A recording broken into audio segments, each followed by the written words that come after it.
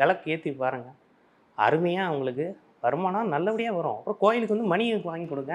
Okay. மணி ஓசை அங்கே கேட்க கேட்க உங்களுக்கு வந்து நல்ல இதாக தான் வேலை செய்யும். நிச்சயமாக. நந்தியை வழிபடுங்க.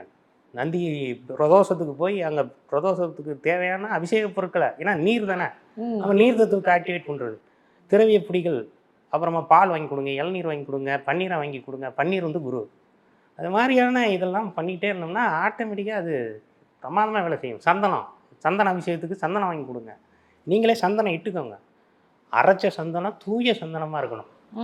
கடையில் இருக்கக்கூடிய கலப்படமான சந்தனமாக இருக்கக்கூடாது. ஒரிஜினல் சந்தனக்கட்டெல்லாம் இருக்கும். கேரளாலெலாம் பார்த்தீங்கன்னா அவங்க அந்த மாதிரியான சந்தனம் தான் வச்சு இன்றைக்கி அரைச்சி தான் அந்த பிரசாதமாக கொடுப்பாங்க. அது பிரமாதமாக வேலை செய்யும் உங்களுக்கு. நீங்களே வந்து ஒரு குரு சம்பந்தப்பட்ட விஷயத்தில் உங்களுக்கு குரு நல்ல இதாக இருக்குது, 2ஆம் இடத்துல உங்களுக்கு குரு கிரகம் இருக்குது, உங்களுக்கு குரு திசையே நடக்குது, சந்தனம் வச்சுக்கிட்டே போங்க, நல்லா வேலை செய்யும்.